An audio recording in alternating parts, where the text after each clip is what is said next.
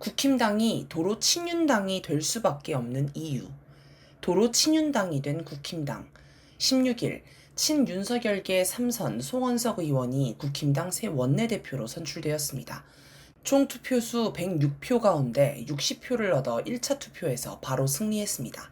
친한동훈계 김성원 의원은 30표, 개파색이 옅은 이현승 의원은 16표를 각각 얻었습니다.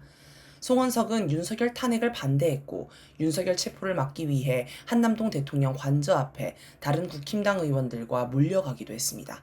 원내대표에 당선된 직후 과거와의 단절이 필요하지 않느냐는 기자 질문에도 우리 당의 정체성이나 기본 철학에 충실하지 못했다는 지적도 있다라며 윤석열을 감쌌습니다.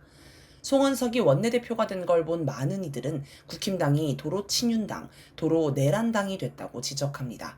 17일자 경향신문 사설 제목은 당 망가뜨린 친윤이 또 원내대표, 21% 지지, 정당 쇄신될까 였고, 한국일보 사설 제목은 또 친윤계 원내대표, 야당 쇄신할 수 있겠나 였습니다.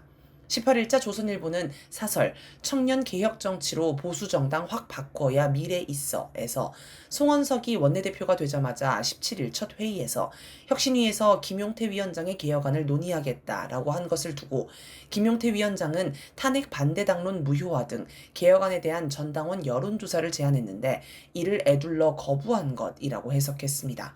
또 혁신위원장 지명권은 김 비대위원장에게 있는데도 원내대표가 일방적으로 혁신위 출범을 선언한 것도 상식 밖이다. 구주류들이 구태를 반복하는 모습이라고 지적했습니다. 국힘당이 도로 친윤당이 되면 중도 확장이 안 되고 극우 정당 이미지가 고착하면서 민심에서 고립됩니다. 부정 효과가 훨씬 더 큰데도 왜 국힘당은 도로 친윤당을 선택했을까요? 미국이 한국의 극우 보수 세력에게 원하는 게 바로 그것이기 때문입니다. 지금 국힘당에는 변화를 하고 외연을 확장하는 게 맞지 않다는 것입니다. 그럼 미국이 국힘당에 원하는 것은 무엇일까요? 중국 고립봉쇄 정책. 미국은 중국 고립봉쇄 정책에 사활을 걸고 있습니다. 그런데 다른 나라들이 이걸 따라주지 않습니다. 심지어 미국 내 기업들도 반대합니다. 그래서 한국이 중국 고립봉쇄 정책의 모범국, 선도국이 되어주기를 바랍니다. 그런데 지금 한국에서 중국 고립봉쇄 정책에 동참하자고 하면 미친놈 취급을 받습니다. 안 그래도 나라 경제가 어렵고 민생이 파탄나고 있는데 우리나라 무역 상대국 1위인 중국과 관계를 끊자는 건 말도 안 되는 주장이기 때문입니다. 6월 13일 이재명 대통령은 5대 그룹 총수 및 경제 6단체장과 간담회를 열었습니다. 이 자리에서 최태원 SK그룹 회장 겸 대한상공회의소 회장은 미중 패권 전쟁과 지정학적 갈등, 글로벌 리스크가 계속 어려움을 가중시키고 있다라며 특히 미국의 상호 관세 문제로 무엇을 결정할 수 없는 불안한 시간이 계속 흘러 불안정한 형태가 돼서 기업인들이 사업을 결정하거나 투자를 하는데 어려움에 처해 있다라고 우려했습니다. 추태원은 지난해 윤석열 정권 하에서도 수출도 하고 경제 협력을 해야 하는 한국 입장에서는 중국도 중요한 고객이고 판매처이자 협력처다. 경제를 고려하면 상당히 차가운 이성과 계산으로 합리적인 관계를 잘 구축해 나가야 한다라고 하였고 중국이 우리 수출의 25% 정도를 차지하기 때문에 이 시장을 갑자기 버리는 건 경제가 감당할 수 없는 일이라고도 했습니다. 기업인들도 우리 정부가 혹시 중국 고립봉쇄 정책에 동참할지 걱정하는 것입니다. 생활고에 시달리는 국민도 마찬가지입니다. 즉, 미국이 원하는 중국 고립봉쇄 정책에 동참하면 민심에 버림을 받게 됩니다. 대만 전쟁.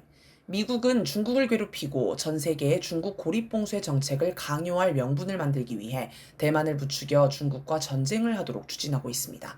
그런데 이 전쟁에 미국이 직접 개입하면 중국의 공격을 받기 때문에 미국은 한국, 일본 등이 대만을 도와 전쟁을 하기를 바랍니다. 한편 대선 토론 때 국힘당 극우 보수 세력과는 차별성을 보이며 중도를 표방한 이준석도 대만 편에 서야 한다며 적극적인 자세를 취해 사람들이 의외라고 여겼습니다. 그만큼 미국 처지에서 이 문제가 첨예하다는 걸 보여줍니다. 그런데 우리 국민은 중국과 대만이 전쟁할 때 우리가 어느 한쪽 편을 들면서 개입하는 걸 말도 안 된다고 여깁니다. 이재명 말처럼 중국에도 시시해, 대만에도 시시해하며 관여하지 않는 게 국익에 유리하다고 보기 때문입니다.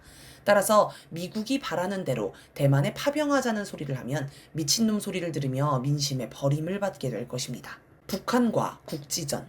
도널드 트럼프 미국 대통령이 북한에 자꾸 대화를 요구한다고 해서 미국이 북한과 평화롭게 지내고자 한다고 여기면 오산입니다. 미국이 대화를 요구하는 건 북한의 핵미사일 위협을 일단 막으면서 북한 체제를 붕괴시킬 기회를 만들기 위한 시간을 벌자는 의도입니다. 북한이 미국의 대화 요구는 물론 트럼프의 친서 수령까지 거부하는 것도 이런 미국의 의도를 파악하고 있기 때문으로 보입니다. 미국은 전면전으로 번지거나 자국으로 불똥이 튀지 않는다는 보장만 있다면 남북 사이에 국지전을 하기를 바랍니다. 국지전이 아니더라도 남북 관계가 계속 대립과 대결로 이어지기를 원합니다. 예를 들어 대북전단도 계속 날리고 대북 확성기 방송도 계속하기를 바랍니다. 그런데 이재명 정부는 대북 확성기 방송을 중단하고 대북전단 살포도 엄단하겠다고 합니다. 대북전단 금지법이 없어도 재난안전법, 항공안전법, 고압가스 안전관리법 등 모든 현행 법령을 적용해 강력히 처벌하겠다고 경고했습니다. 민심이 그걸 원하기 때문입니다. 정부의 조치를 두고 많은 국민이 드디어 발 뻗고 잘 수 있겠다며 기뻐했습니다. 심지어 조중동도 정부의 조처에 시비를 걸지 않습니다. 진퇴양난 국힘당. 이처럼 미국이 극우 보수 세력에 요구하는 건 민심과 정반대입니다. 미국의 요구에 따르면 민심의 버림을 받고 국힘당이 고립될 것입니다. 이럴 때는 끝까지 버틸 수 있는 강성, 친미, 친일, 극우 보수 세력이 국힘당의 중심을 잡고 있어야 합니다.